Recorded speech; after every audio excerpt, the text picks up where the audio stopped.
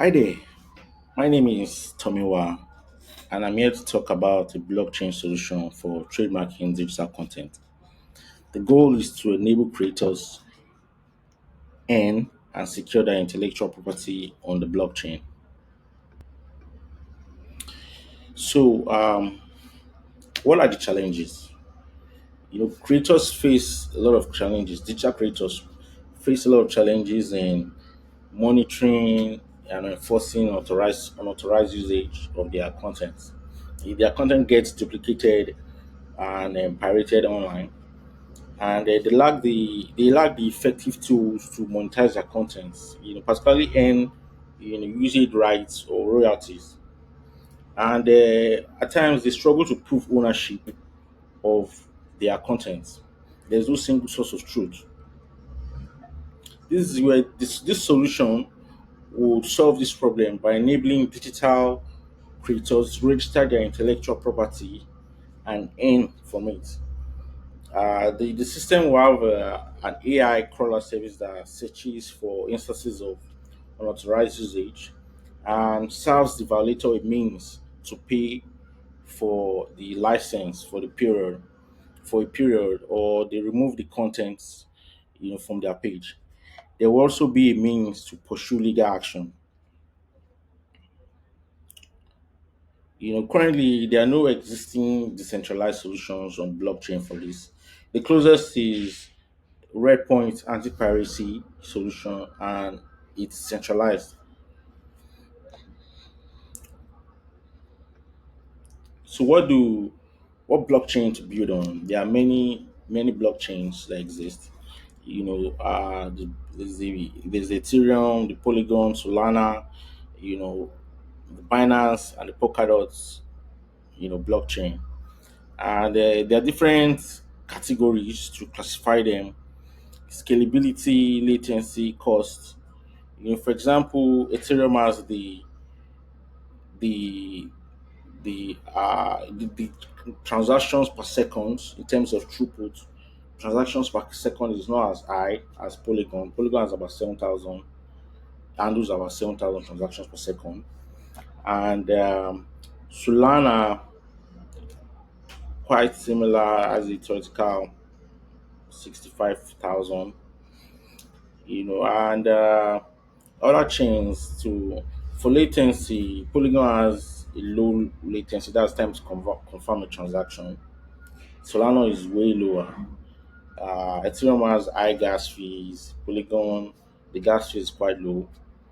Ecosystem, Ethereum has a more developed ecosystem. Solana is still small. Data storage, Polygon has a cheap data storage, and for interoperability, Polkadot, is good for moving assets, across chains. So yeah, this is just one of the for this project. I chose Ethereum as layer one, with Polygon as a side chain in hybrid approach. That means taking advantage of the best of both chains, and the security that comes with Ethereum. But the throughput is low and the gas fee is high. So Polygon's gas fee is quite cheap, so we use Polygon. Then for registering the IP, would high value IP be registered on the Ethereum chain, low value IP on Polygon, because the Ethereum chain is more secure. But low value, you can do more because there'll be more low value IP registration across board essentially.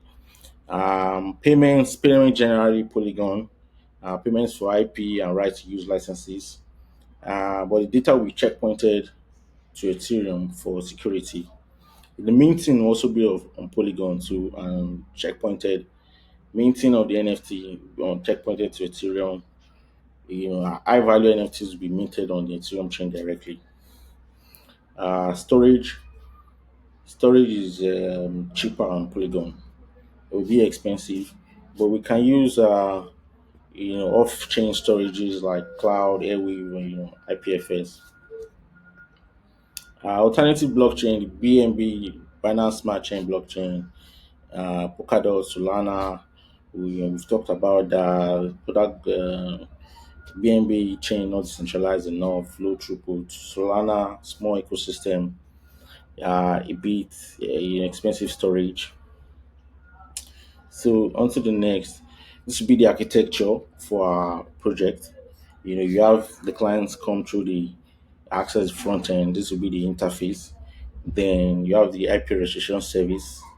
That's where the NFT tokens are created. The payment service, the infringement solution service, your wallet that connects with the payment service. This you have the copyright crawler and an external com service for talking to external parties, particularly messaging, sending messages.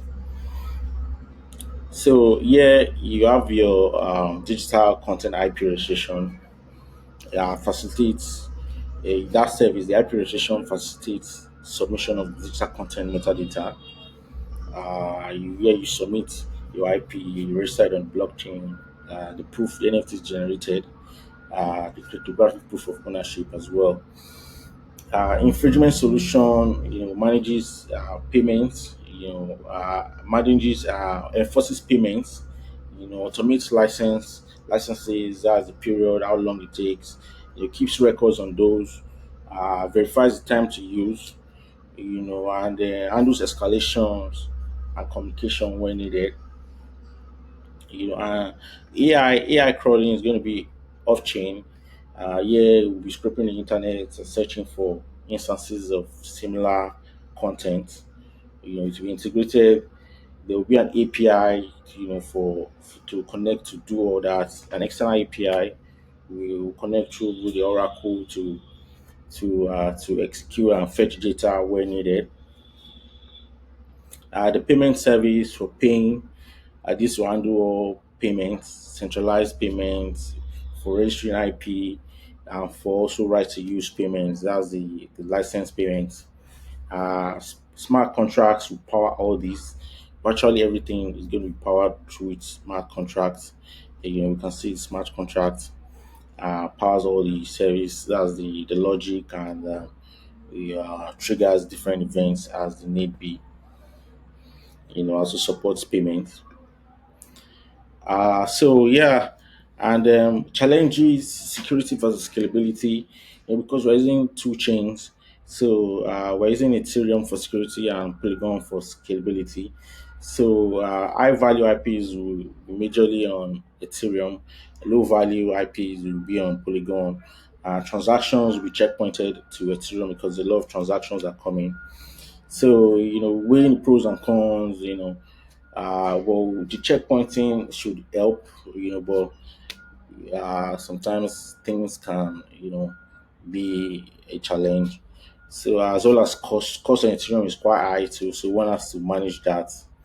Uh, Synchronizing the data sets between Ethereum is going to be demanding in terms of compute. Smart contract vulnerability, DDoS, logic attacks. Some attacks will starve the compute, the servers, starve them of resources.